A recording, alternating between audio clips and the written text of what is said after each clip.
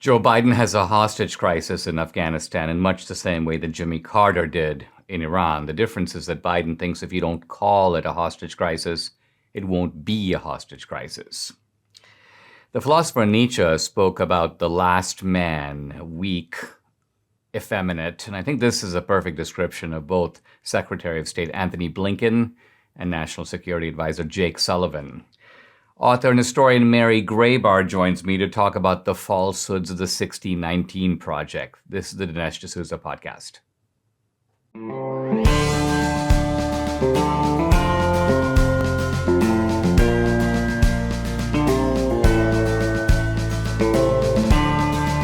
America needs this voice. The times are crazy, and a time of confusion, division, and lies. We need a brave voice of reason, understanding, and truth. This is the Dinesh D'Souza podcast.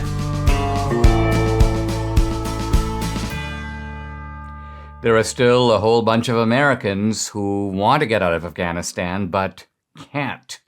That exact number is not known. The Biden administration is minimizing it. Why? Because they know that these Americans are de facto, in fact, hostages. So Biden has a hostage crisis in Afghanistan in much the same way that Jimmy Carter did in Iran. Now, the real difference is this. It's not being acknowledged either by Biden or by his supporters in the media as a hostage crisis. You remember in the Jimmy Carter days, the hostage issue was front and center. Every single day, Tom Brokaw, Peter Jennings, Walter Cronkite, it's day 47 of the hostage crisis. And it went on like that, keeping the reality of the situation, the crisis of it, in front of the American public. And that put pressure on the Carter administration to figure out what to do, because the crisis creates a sense of urgency. When you know that you have Americans being held hostage, you've got to figure out a plan, a rescue, some sort of a way of getting them back, a solution, perhaps an ultimatum. And the thing about Biden is they don't want to do any of this. And so what is their solution? Their solution is basically, let's try to convince the American people that there is no there there, that maybe the Americans who are there don't want to leave, or maybe they do want to leave, but this is something we're just going to be kind of working on. Let's not use the so-called H word. Now, there might be some people who dispute this characterization and say, well, listen, the difference, of course, was in Iran, the students, radical students were holding these people in a physical confinement. That's not going on in Afghanistan. Well, it is. And it is for the simple reason that who controls Afghanistan? The Taliban control it 100%. Are the Taliban or are they not a bunch of terrorists? Is this or is it not a terrorist regime? It is. And therefore, it follows that a terrorist regime now has full control over the fate of not just American allies in Afghanistan, but of American citizens in Afghanistan. Let's remember that Biden said to Stephanopoulos, this goes back to August 19th, we're going to stay to get them all out. Clearly untrue. That didn't happen. Antony Blinken, the Secretary of State, he says, I'm not aware of anyone being held on an aircraft or any hostage-like situation. What he means, I think, is simply that he hasn't seen people with the blindfolds. He hasn't seen people with Taliban standing over them, heavily armed. And absent that physical image, he's saying they're not hostages. Not really. No, not by my definition. Well, by any normal definition of people who want to get out but are being held against their will, they can't get out, and their own country can't get them out except with the consent of the terrorists who are holding them, well, that is about as clinical a definition of a hostage as you're going to get. We have Americans stranded behind enemy lines. And as I've said before, this is not the result of some kind of miscalculation. It's not the result of getting out in a big hurry, because after all, this was a date set by the Biden administration in advance. This is a crisis that Biden made. Every morning, as I get my latte going, I slip into Mike Lindell's My Slippers, and they're so cozy and they're so comfortable. They're awesome. This is Mike's latest product, and he's done it again. He's taken over 2 years to develop these slippers. They're designed to wear indoor or outdoor all day long. They're made with MyPillow foam and impact gel to help prevent fatigue. They're made with quality leather suede. For a limited time, Mike is offering 50% off these new My Slippers. The My Slippers are so comfortable, by the way, you're going to want to get some for the whole family. We actually did. Here's Danielle with her moccasins, and of course, Debbie and I just love ours. I got the moccasins. Debbie got the slip-ons. Go to mypillow.com and use promo code Dinesh. By the way, deep discounts on all the MyPillow products, the Giza Dream Sheets, the MyPillow mattress topper, the MyPillow robes, the MyPillow towel sets, and so on. Call 800-876-0227. That number again, 800-876-0227, or go to mypillow.com to get the discount. You got to use promo code DINESH, Dinesh.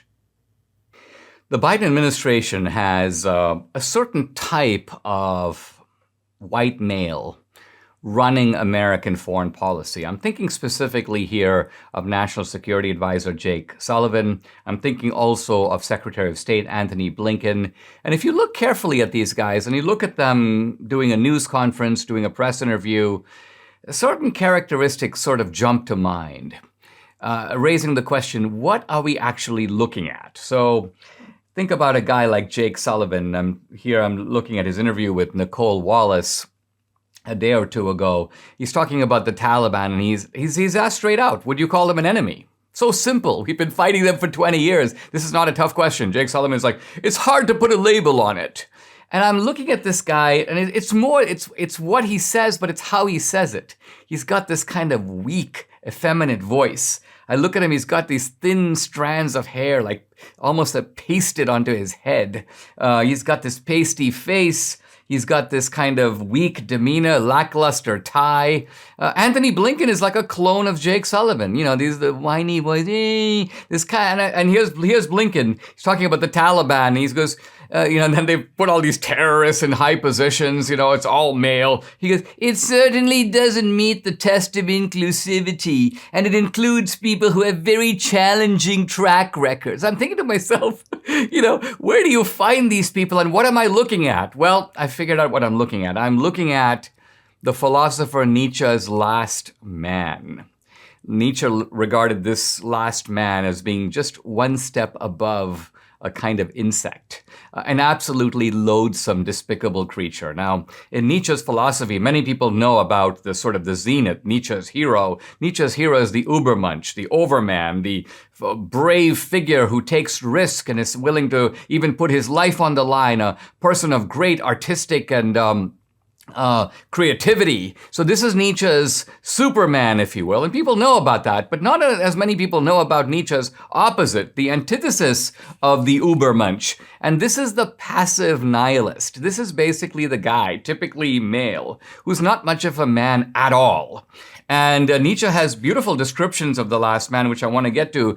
What happens with Nietzsche is he talks about the fact that even though Zarathustra, who is Nietzsche's prophet, offers people the Superman, there's a way for man to sort of rise above himself. The crowd shouts, we don't want that. We don't want the Superman.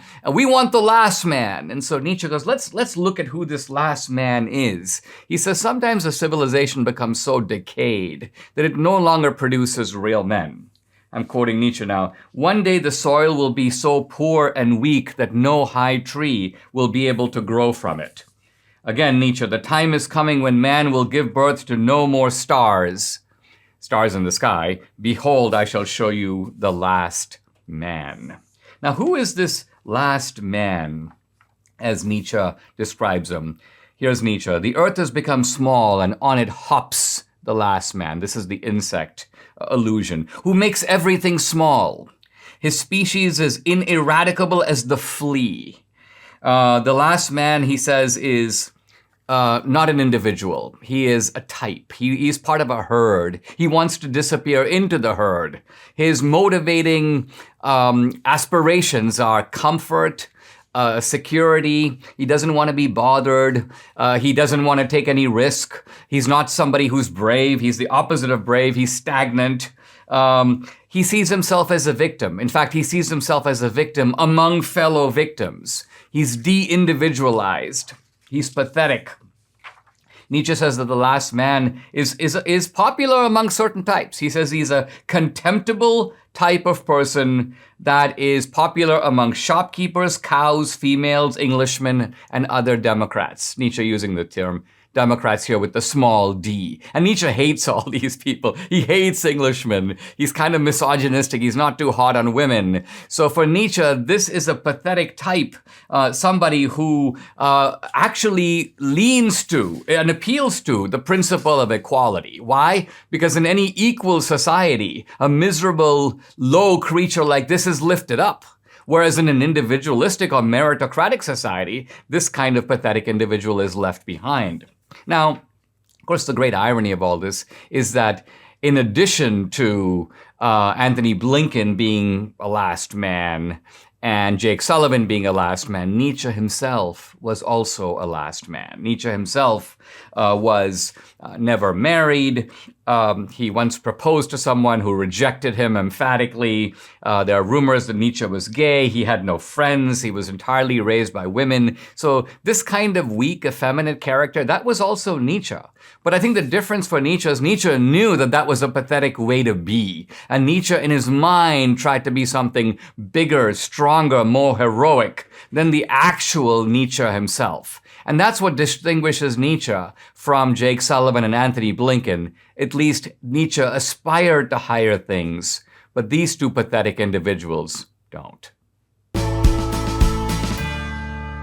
When Debbie and I talked to Dr. Douglas Howard, the founder of Balance of Nature, he goes, "Hey guys, you're a long way from being healthy if you aren't eating enough fruits and veggies in your diet." So he said, hey, try Balance of Nature. Just see how it's going to make you feel. Well, not only do we feel like we're in our 20s and we have kids in their 20s, but we know we're getting what we need. We take 10 daily servings of the fruits and veggies, all in 6 small capsules. They're absolutely no trouble swallowing, always fresh, nothing artificial. They smell great. And Debbie also swears by the fiber and spice. She says she's never been more regular. So invest in your health, invest in your life. Join me and experience the Balance of Nature difference for yourself for years to come. For a limited time, all new preferred customers get an additional 35% off and free shipping on your first Balance of Nature order. Use discount code AMERICA. Call 800-246-8751. That's 800-246-8751. Or go to balanceofnature.com and use discount code AMERICA.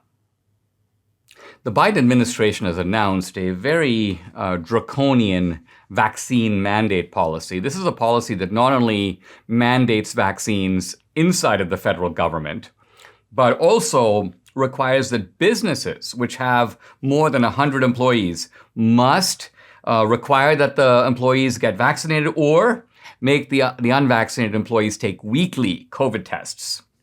Now, this is an order that covers 80 million workers. Businesses that don't comply face fines. And this is Biden, I think, grossly exceeding his constitutional authority in imposing this requirement. But I want to talk here not so much about the legality of what Biden is doing, but the argument, the logic behind Biden's decision. The first question you want to ask in this situation is simply this: why are you trying to force this upon people? Is there a good case for getting vaccinated? I believe there is. But if that's the case, why not make that case to the American people, persuade them, and they will, as pretty good assessors of their own self-interest, go to an ordinary American and say, here, in my left hand is a $100 bill, in my right hand is a $1 bill. Which would you like to have? It's not very difficult when you make good arguments for why something benefits someone, that they would go for the better option. Now, I admit that with children, it's not quite the same thing. We, for example, do require vaccines for children, other vaccines, before they can enroll, for example, in public school. But American citizens are not children. You can say to children, you must eat your broccoli. That's what a parent will say on the dinner table. But you don't really say to adults, I'm going to force you to eat your broccoli. You say broccoli is good for you. Broccoli is going to postpone that trip you have to make to the doctor. So my question is, and you know, it's amazing the kind of tyrannical streak you encounter, even sometimes when you're walking around, even outside, you'll be approached by some like 400-pounder, you know, may I introduce you to the concept of the mask? I'm like, may I introduce you to the concept of the salad bar? So you got this bullying mentality, and evidently it's now found full efficacy in the Biden administration. Now, Biden says, let's follow his logic, we're going to protect vaccinated workers from unvaccinated workers. And then he goes on to extol the benefits of the vaccine. I'm quoting him, as the science makes clear, if you're fully vaccinated, you're highly protected from severe illness, even if you get COVID-19. So let's think about this for a minute, because if that's true, and I believe it is true, that vaccination does in fact protect you from A, hospitalization, B, serious symptoms, or C, death. If that's true, then the first part doesn't really follow. In other words, A can be true or B can be true, but they can't both be true. If it is true that the vaccine is highly effective in preventing serious illness, how can you argue that the vaccinated people are in great danger and they need to be protected from the unvaccinated? They don't. Why? Because the unvaccinated do not pose a mortal threat of any kind to the vaccinated. The unvaccinated only pose a mortal threat, if you will, to themselves. And being adults, they have the right, just as you have the right to go on a bridge and lean over, irresponsible though that might be, you have the right to do it. Why? Because you're posing a threat only to yourself. Again, as we enumerate the benefits of the vaccine, yes, there are breakthrough cases, but they're extremely rare. Very few, if any, breakthrough cases have by themselves resulted in hospitalization or death. Simple fact is, it follows that when you take the vaccine, you have a high margin of safety. Doesn't mean you're not going to get COVID-19, doesn't mean that you can't transmit it, but it does mean that your own danger of, let us say, serious illness or death, that becomes negligible. And so that's the point to make here, is that there is a very draconian policy being implemented to protect people who really aren't in grave danger, who don't need that kind of serious protection. And therefore, it seems to me that in a free society, when you weigh the costs and benefits, you want to take the least restrictive road that you can that is compatible with public goods or with public health. Biden is not doing that, and this is the moral case against a mandated vaccine. Have you thought about refinancing your mortgage? It's a smart move right now for a lot of homeowners because interest rates are near record lows. But there's more to it. You also have a chance to pay off debt, take cash out, or upgrade your home. They're all possibilities with a mortgage refinance. So do yourself a favor and call American Financing. Learn about custom loans that can save you up to $1,000 a month. That's right, a month. There's no pressure, no obligation, no upfront or hidden fees. Just a simple conversation around ways you can improve your entire financial picture, because rates really are near all-time lows and chances are that you can benefit. Just takes 10 minutes to start. You can pre-qualify for free by calling 888-528-1219 or visit AmericanFinancing.net. American Financing, NMLS 182334, NMLSConsumerAccess.org. Guys, I'm really happy to welcome to the podcast Mary Grabar. She's a resident fellow at the Alexander Hamilton Institute for the Study of Western Civilization. We're going to talk about her new book, Debunking the 1619 Project. Wow. Mary Grabar has taught at colleges around the country, including Emory University. Her articles have appeared numerous places. Mary, welcome to the podcast. Thanks for joining me. Why did you pick this topic, the 1619 Project? Is this something that, I know the New York Times announced it with great fanfare, but has it been insidiously burrowing its way into the curricula around the country? Is that what you found? Yes, as a matter of fact, before the ink had dried on this special issue of the magazine, it was being shipped to 3,500 schools. It's in over 4,500 schools. And my motivation was that I just hated the thought of indoctrination and lying to kids from K through 12. And I saw this after writing my Zen book, and I decided to go for it. So you've done a book that exposes the lies of Howard Zinn and his so-called History from Below. That's what you're referring to. Let's focus on the 1619 Project here, because it seems to me, what would you describe if you were to say, what is the single kind of big lie, if you will, the wholesale lie that runs through the 1619 Project, out of which the little retail lies come out, you might say? What's the big lie? The big lie is the title of one of my chapters, Unlike Anything That Had Ever Existed Before. So basically, that's what the lead essay says, that slavery here in America was unlike anything that had ever existed before. You can't go farther back in history before the beginning of slavery. It was in existence around the world. All major religions have justified it and practiced it. Now, slavery existed, as you note, in ancient China, in India, in Greece and Rome. It existed in every known civilization. And but I think that one would have to admit that there were certain distinctive aspects to race-based slavery, right? You'd admit that the slavery of one racial group enslaving another was in fact something not unique to the American experience, but unique to modern slavery. Yes, I would say that by the 17th century, Africans, sub-Saharan Africans, were seen as being, people to be enslaved. But that's not to say that that's the way it was throughout history. I'm Slavic. I was born in Slovenia, and the name Slav comes, we get slave from Slavs. So it's all peoples have been enslaved. Is there any mention in the 1619 Project of the fact that there were approximately 3,500 black slave owners in America between 1820 and 1860 who collectively owned more than 10,000 black slaves? Is this brought up at any level in this entire document? Absolutely not. If you were to get your history from the 1619 Project, you would think that slavery was invented here in the colonies, and that it was practiced only here and not anywhere else, and that only white people enslaved others. So no mention, for example, about the Cherokee slave catchers, no mention about the fact that American Indians owned slaves.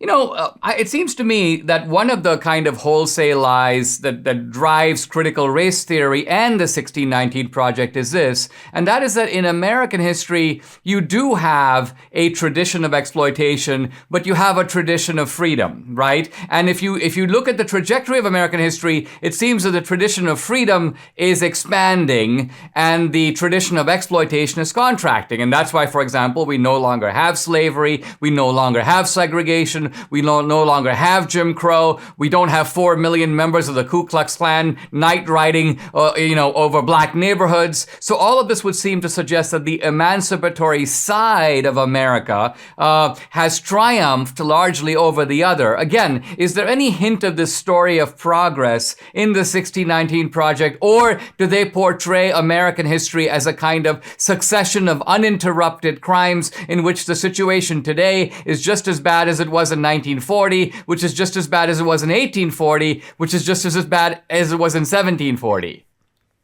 Well, no, there is no hint of that. In fact, the only hint is the struggle of the slaves themselves and their descendants, which is a kind of a Marxist struggle. So all disparities that we have today are traced back to slavery and to the discrimination under Jim Crow and terrorism under the Ku Klux Klan. So any progress was made through this Marxist struggle. Well, Mary, isn't that absurd in the sense that we had slavery in America? Let's just go back to let's just say from 1619 to 1865. In that entire duration, as far as I'm familiar with, there were a few minor slave revolts, all of them squashed, not a single successful one in the United States. And ultimately, the end of slavery is not brought about by the slaves. It's brought about by the largely white Union armies marching through the South and bringing to an end the institution. So how does the Marxist model fit the description of what actually happened? Well, it doesn't fit. It denies what actually happened. So the Denmark-Vesey revolt was quashed because, a black slave owner encouraged a slave to tell his owner about what was going to happen. So it does not, it does not happen in that way. When we come back, I want to talk to Mary Grabar about some of the kind of heroes of the American tradition, Jefferson, Lincoln, Frederick Douglass, and how even these figures are either downplayed or villainized by the 1619 Project.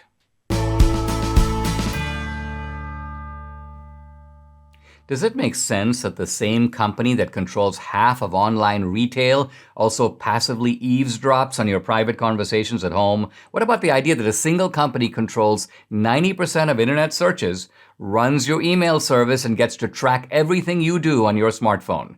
Big tech is more powerful than most countries are, and they profit by exploiting your personal data. It's time to put a layer of protection between your online activity and these tech juggernauts. And that's why I use ExpressVPN. Think about how much of your life is on the internet. Sadly, every site you visit, video you watch, message you send gets tracked and data mined. But when you run ExpressVPN on your device, the software hides your IP address, something big tech can otherwise use to personally identify you. Stop handing over your personal data to the big tech monopoly that mines your activity and sells your information. Protect yourself with the VPN I trust to keep me private online. Visit expressvpn.com/Dinesh. That's expressvpn.com/Dinesh to get 3 extra months free. Go to expressvpn.com/Dinesh. I'm back with Mary Grabar, author of Debunking the 1619 Project, published by Regnery.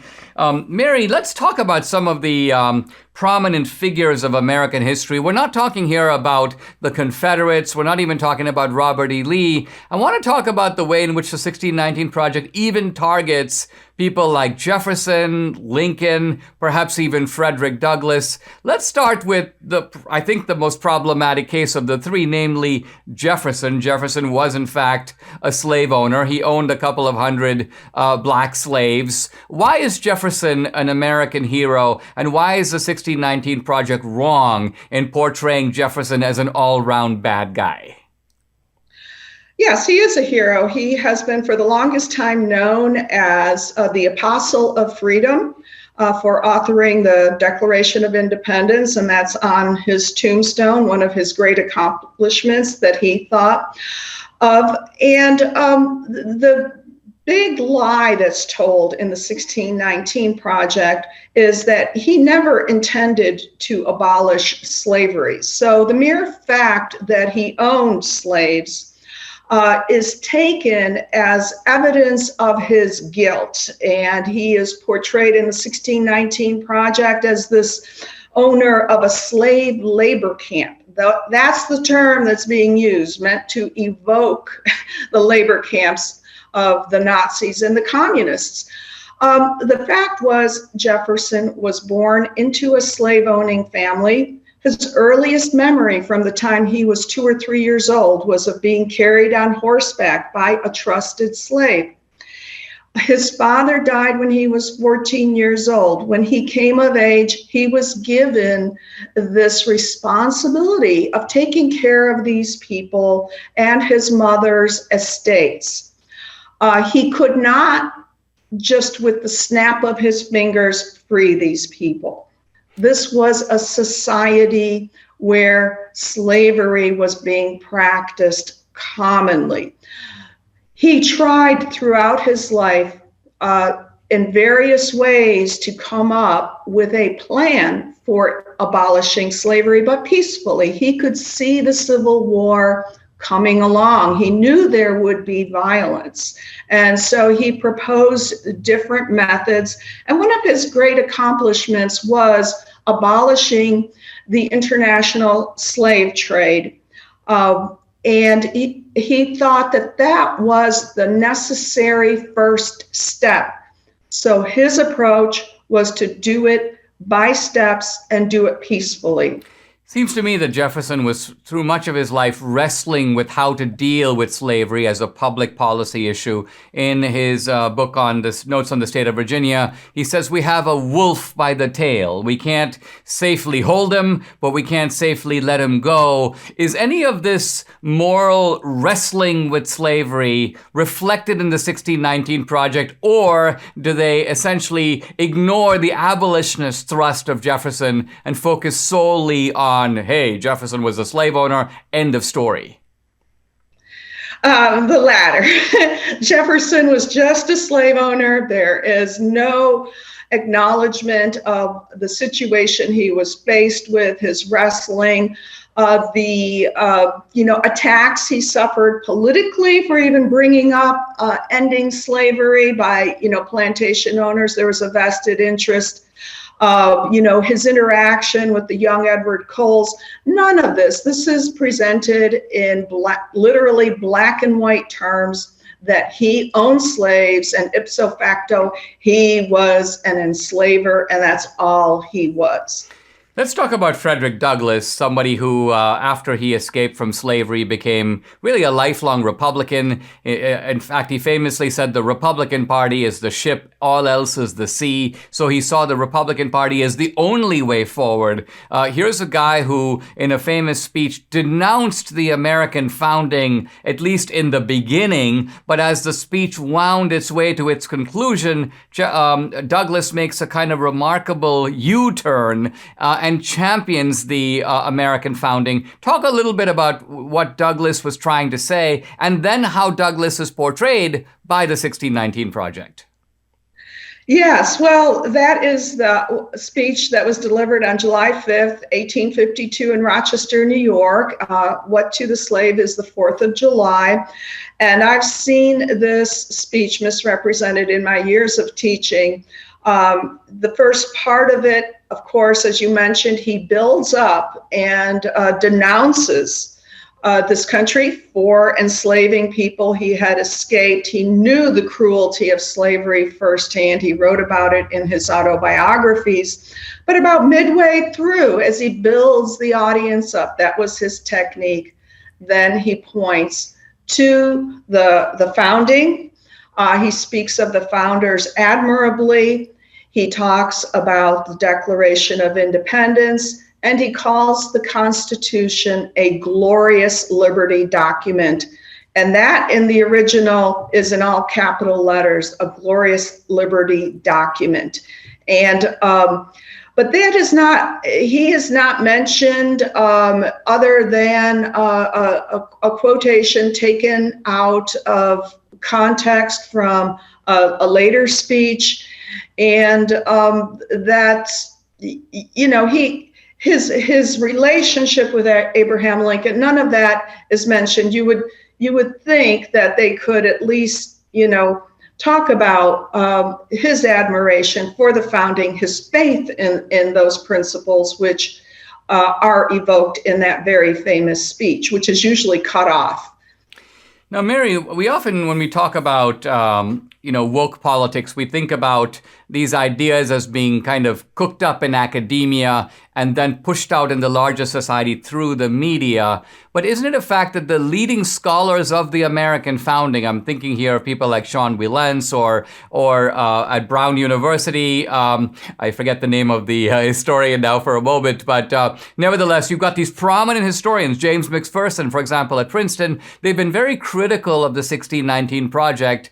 And yet, this work, produced really by an activist journalist of no credentials, someone who says things like slavery is the root of, that the American founders were primarily concerned with protecting slavery, just a flat out lie. How is it the case that in this instance, a sort of media concoction, the 1619 Project, has over the heads of prominent scholars nevertheless made its way into the curriculum? How has that actually occurred?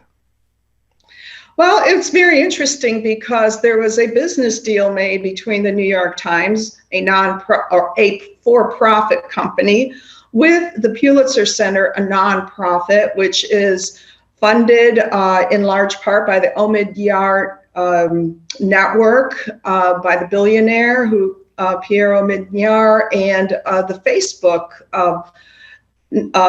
Foundation. So the lessons were prepared ahead of time. It was amazing how quickly they got these lessons based on the 1619 Project into schools K through 12 immediately. So this was a well thought out undertaking. And Sean Wilentz, you are correct. Gordon Wood, who was at Brown, they wrote and signed a letter with 3 other historians. Other historians have objected, Alan Guelzo over at Princeton. But this has had no impact. And it's outrageous that this so-called history that has not been vetted, unlike, say, a regular textbook or a history book, has just been put into the classrooms. And another thing is, if you look at the Pulitzer Center website, teachers are being, I call them, bribed with grants, $5,000 grants, other grants to incorporate the 1619 Project into classroom lessons and to come up with their own. So there was a lot going on behind the scenes, a lot of money being put into this. Mary, I want to commend you. You've done a good job here in tracing the fallacies and errors of the 1619 Project. All the best to you, and thanks for joining the podcast. Well, thank you. We seem to be just weeks away from yet another American travesty, one that could lead our country even further down the road to tyranny. I'm talking, of course, about court packing, the far left's radical plan to rig our entire federal judiciary system by adding 4 new liberal justices to the Supreme Court and completely destroying the constitutional rule of law in our country as we know it. Thankfully, my friends at First Liberty Institute, a national nonprofit law firm, are taking a stand. They've written a letter telling the Biden Commission to reject this brazen court-packing scheme, and now prominent leaders, plus over 100,000 patriots like you, have joined their coalition. Franklin Graham, former Attorney General Ed Meese, Dr. James Dobson, plus organizations like the American Policy Association, Americans for Prosperity, American Family Association, Debbie and I have both signed it. So now it's up to you. Sign your name by September 15th. Go to supremecoup.com. That's supremecoup.com to sign First Liberty's letter. That's supremecoup.com, and may God bless America. The current issue of the Chronicle of Higher Education, this is a kind of inside baseball publication for higher education. And I read it because every now and then it has really interesting in-depth reporting on what's going on in the bowels of academia. And this place is a real menagerie these days. So you gotta look in there to find out all the crazy stuff they're doing. I want to talk about a scandal at the University of North Carolina, Chapel Hill. A scandal involving a woman named Mary Boxill. Now, Mary Boxill is a philosophy instructor, but she's also somebody who kind of insinuated herself into the athletic programs at UNC Chapel Hill. She came to UNC Chapel Hill because her husband got a job there. She was able to get a job there, both as a teacher, but also as the kind of liaison to the college for all these different sports teams, not just the basketball team, but field hockey team, lacrosse team, swimming team, and so on. And in particular, she became kind of a champion of advancing the cause of African American athletes to sort of give them, she said, in her view, kind of a shot at higher education, except the shot at higher education had nothing to do with education. Basically, for Mary Boxill, this was an idea of coming to college, being a, quote, student athlete. But of course, the student part of it had no significance. The athlete part, as you can see, is the noun. The student is just an adjectival qualification to the noun. And so for Jan Boxill, it was not important that these students study anything, take any courses, get proper grades, or even graduate according to the requirements of UNC Chapel Hill. And so she set up, in effect, a system. Now, the key thing about her system is that it was done in collaboration with a whole bunch of people at UNC Chapel Hill. There was a kind of advisor for the African American Studies Department. So let's look at this. You've got an African American Studies Department with a woman named Crowder, Deborah Crowder. She's the department secretary. She's not even a professor. But what Mary Boxall does is she has these students all enroll in African American studies courses that don't meet, that don't have any classes, that don't have any reading lists. And when they're supposed to turn in papers, Mary Boxall looks over the paper and then tells the African American department secretary what grade to give it. And there's smoking gun evidence of this in the form of emails, where basically Mary Boxall she sends a paper to Crowder. Crowder, by the way, the secretary of the department is grading the paper, not a professor, but the department secretary. And Crowder replies saying, "Did you say a D will do for the player? I'm only asking because A, no sources, B, it has nothing to do with the assignments for the class, and C, it seems to me to be a recycled paper. The student lifted the paper off the internet. It's not even their own work. It doesn't pertain to the class." So Boxall writes, quote, "Yes, a D will be fine. That's all she needs. I didn't look at the paper but figured it was a recycled one as well, but I couldn't figure out from where." So here's the student advisor who knows the paper's bogus. So does the African American Studies secretary. And essentially they're all colluding in a scheme that makes a laughingstock of UNC Chapel Hill, makes the laughingstock of academic requirements at all. Julius Nyangoro, the African American Studies department chair, he was in on it.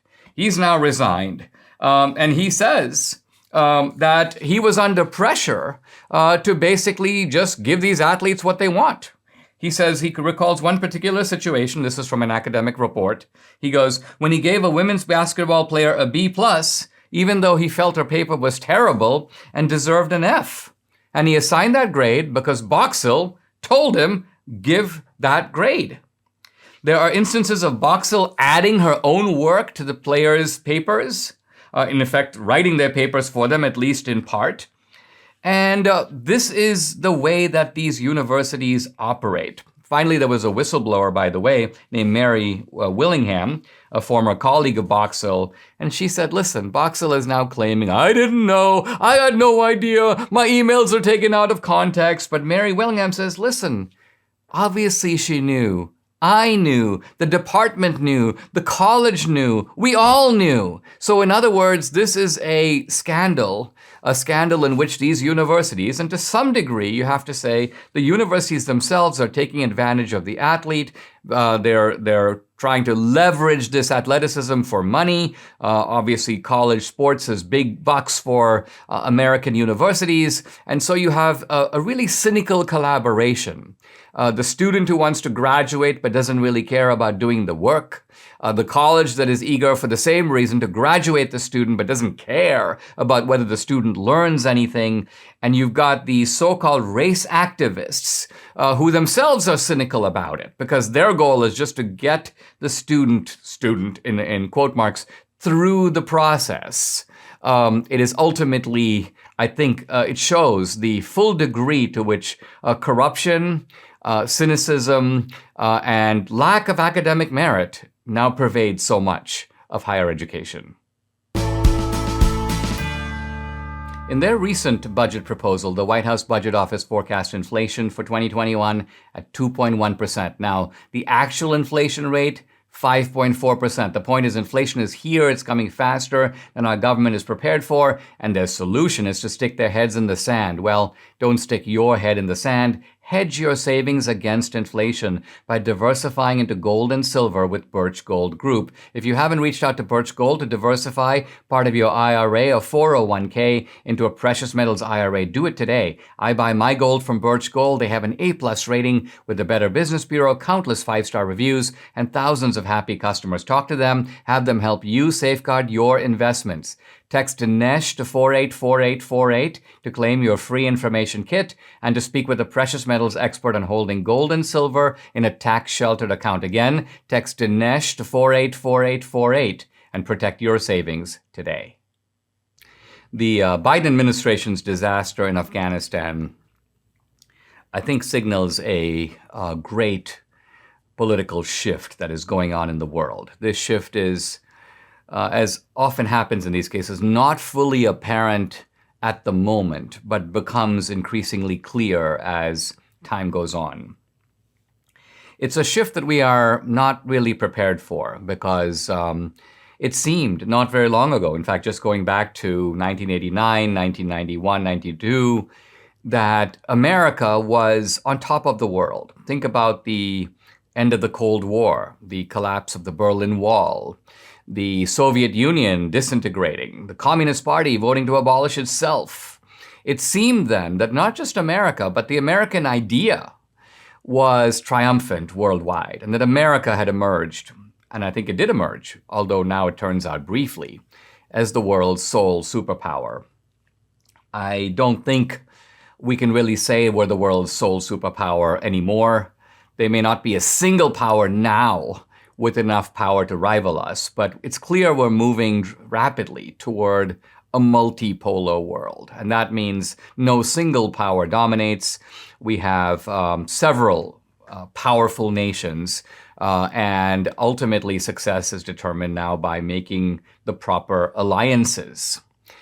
China clearly is trying to make an alliance with Russia and also with the radical Islamic world. So it's possible we're going to see a kind of Sino-Russo-Islamic alliance stretching not just to Iran, but also to Turkey, another important player that often gets forgotten.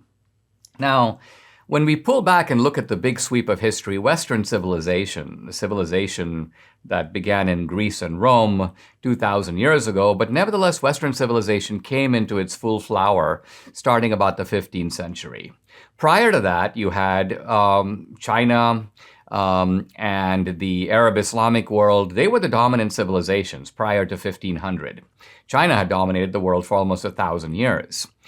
But starting in about 1500, the West began to establish its, as we now say, hegemony, its dominance. And this was never one single Western power. You can almost say that the baton of Western superiority moved internally within the West from one country to another. So the 15th century belonged to the Portuguese, the 16th century to the Spanish, the 17th century to the French, into the 18th century, the latter part of the 18th century and the 19th to the British, the 20th century to the Americans. So, and yet, even though you had these shifting phalanxes of power, the truth was this was all within the West. The West remained dominant. And America, however, is the last sign of that Western dominance, because as American power wanes, it's very difficult to see if there's anybody else in the West who can pick that up. In fact, there clearly isn't. I think back to the Peloponnesian War, the Great War between Athens and Sparta, in which what brought about the end of the war was in fact a failed expedition by the Athenians in a faraway place. The Athenians attacked the island of Sicily.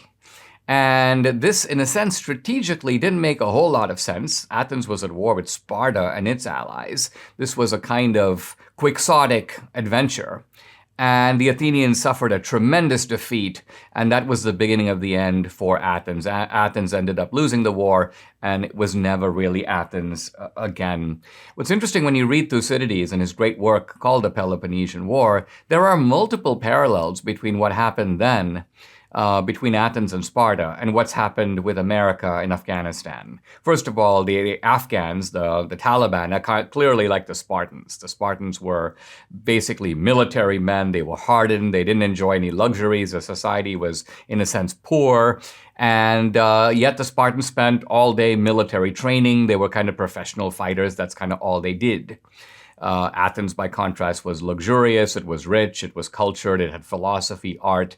So America, which in a sense is not a nation made, so to speak, as a militaristic armed camp, is nevertheless facing a country, the Taliban, that is. There was a terrible plague that swept through Athens, not unlike the epidemic we're living through now. And that had the effect of changing the dynamic of the war. It also changed the psychology of the war.